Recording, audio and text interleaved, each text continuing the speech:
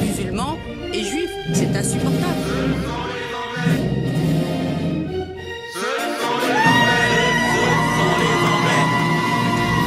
Parce que tout le monde rêvait que les accords d'Oslo soient appliqués. Et moi-même, qui ai été, quand les accords d'Abraham ont été signés et qu'on a commencé à penser aussi des accords commerciaux, etc. Moi, j'étais au Maroc à cette période-là, mais vous pouvez pas imaginer la liesse qu'il y avait. Et moi, j'ai vu des juifs marocains qui vivaient en Israël, qui sont partis en Israël, revenir dans le pays de leurs ancêtres, mais c'était quelque chose d'extraordinaire.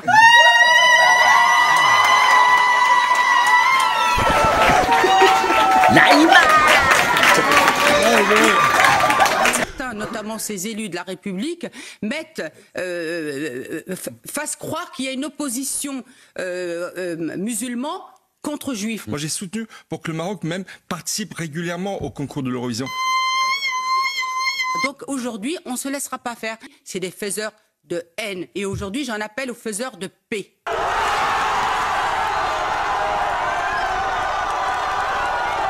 Parce que les musulmans aujourd'hui ne sont pas dupes. Il y en a beaucoup qui aujourd'hui prennent la parole pour dire on ne se laissera pas faire. Il faut arrêter. Et notamment de confronter les Français entre musulmans et juifs. C'est insupportable. On ne va pas se laisser faire. On ne va pas se laisser faire. Et c'est ce qu'on me dit aujourd'hui. Regardez, beaucoup ont dit vous allez voir ce qui va se passer au niveau des quartiers. Est-ce qu'il y a eu des émeutes par rapport à Gaza dans les quartiers? Absolument rien. Est-ce qu'aujourd'hui un juif, et j'aimerais vraiment le faire, et je suis prête à aller avec une personne dans un quartier, vous verrez, ils ne lui enlèveront pas la kippa. Moi je viens de venir du Maroc. Les juifs marocains se promènent en kippa, personne n'est agressé, n'est rien. Pourquoi? Parce qu'on a des valeurs communes, parce qu'on a un attachement commun, une civilisation ouverte, où la danse, la musique ont leur place. Et donc, c'est pas Israël contre les pays arabes, c'est Israël contre le Hamas. Et c'est ça qui se joue, c'est ça qui se joue aussi dans cette querelle de l'Eurovision. Le Maroc, en 1980, a participé au concours de l'Eurovision. Et c'est une très bonne chose.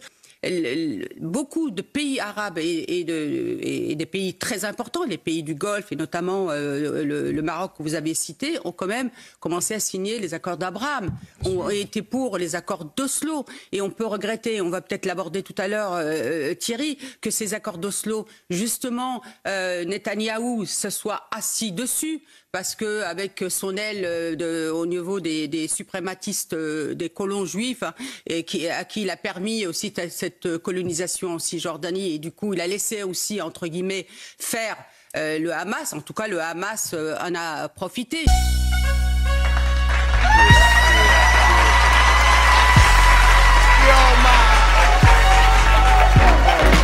J'ai aucune raison de quitter la France. Moi, je suis gaulois, j'aime bien la France.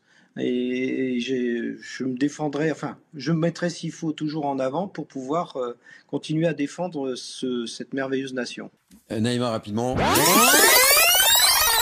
Parce que la transmission de la culture, de l'histoire, de nos ancêtres les Gaulois, c'est quand même l'école française qui doit transmettre à tous ses enfants. Et n'importe quel enfant, c'est bien que, moi je l'ai appris, mes ancêtres les Gaulois. C'est le courage et garder son humanité en affirmant ce que nous sommes. Moi aussi, je suis gaulois, j'aime l'ensemble de la terre entière, mais j'aime particulièrement mon pays. Merci à vous pour votre courage, merci à vous, madame.